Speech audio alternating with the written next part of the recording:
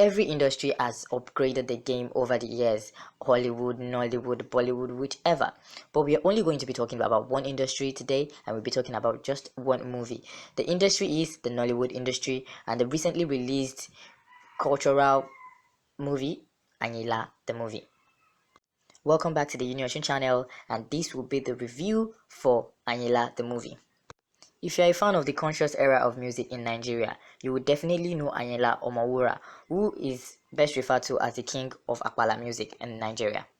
He was a great man who died too early but released lots of beautiful music, melodious and insightful tracks to fill the hearts of the Nigerians, and he was a very big talent during his time. Ayinla the movie, which Ayinla was played by our loving Lateef Adedimeji, is the story of Ayinla Omowura during his glory days till his death. I know I should really get into talking about Ayinla Omowura as a person in real life, but if you are a Yoruba man and you don't know Ayinla Omowura, you are definitely missing out on a lot. You should Google him. You'll definitely find a lot about him in Wikipedia. But we are not here to talk about the musician. We are here to talk about the movie, which of course is based on the musician. Ayinla, played by Lateef Adedimeji, is a talented Apala musician who is uneducated and has a bit of a temper, and we can't ignore the fact that he loves beautiful women. But don't let us talk about the women. We can't also ignore the fact that he loves women. Talking about the role Ayinla, Lateef Adedimeji did a wonderful job in bringing the character to life. It was almost as if he was there, like he knew the man personally. But of course, that was his job as an actor, to make everything realistic.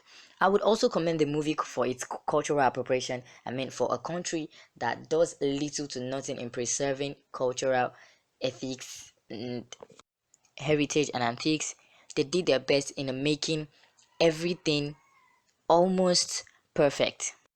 I had to use almost.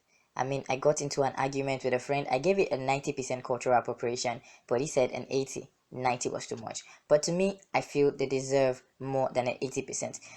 I would give them a 90% cultural appropriation.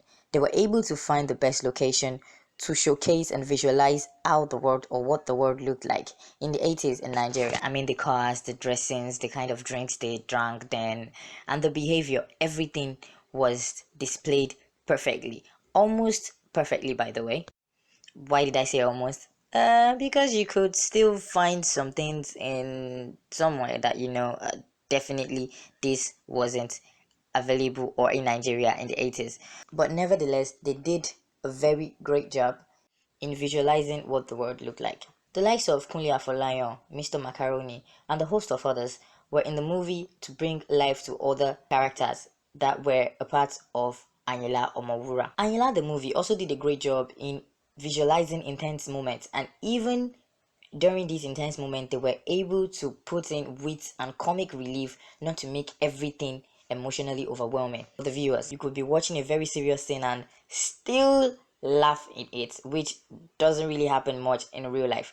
But this movie isn't really about only Ayinla. It is about Ayinla and Bayewu, his manager, who in real life was persecuted for the death of Ayinla. So what happened between Ayinla and Bayewu? Bayewu is his manager, and no one knows a person well more than his manager. He knows how well Ayinla Omowura enjoys having himself around beautiful women. So on this particular day, Bayewu's girlfriend asked to see Ayinla Omowura, and when Bayewu introduced his girlfriend to Ayinla, he denied her and introduced her as his family member, as a way of securing her from being preyed on by Ayinla. But the lady, on the other hand, has other plans. He was tired of being in a relationship with Bayewu and really wants to be with the talented and popular musician. Ayinla and the lady got really close, and they ended up being in a relationship with each other, which of course was very displeasing to Bayewu. Ayinla included the lady as part of the troops that would be taken to the London for his upcoming concert. Bayewu was enraged and said he was going to leave the band if his ex-girlfriend follows them to London.